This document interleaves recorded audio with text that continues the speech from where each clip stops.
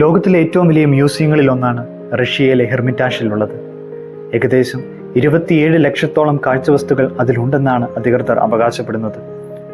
ലോകപ്രശസ്തരായ കലാകാരന്മാർ വരച്ച ഒട്ടേറെ ചിത്രങ്ങൾ അവിടെ നമുക്ക് കാണാം.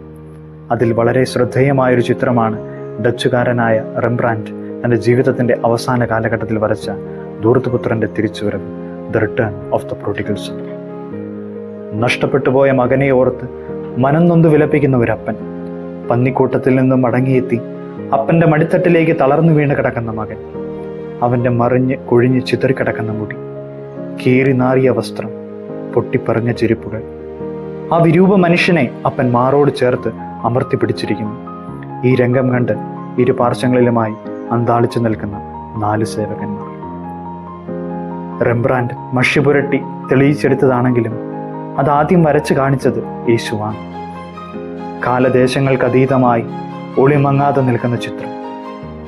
ഒരു തിരിച്ചറിവ് കൈവന്നതോടെ അപ്പൻ്റെ അരികിലേക്ക് മടങ്ങിയെത്തുന്ന മകൻ, ഒരു കാലത്തും അണയാത്ത സ്നേഹത്തോടെ നെഞ്ചോട് ചേർത്ത് നിൽക്കുന്ന അപ്പൻ.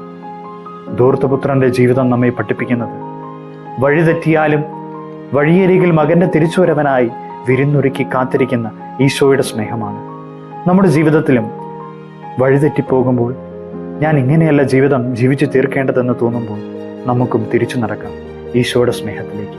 അവൻ നമുക്ക് വേണ്ടി വിരുന്നൊരുക്കി കാത്തിരിപ്പുണ്ട്.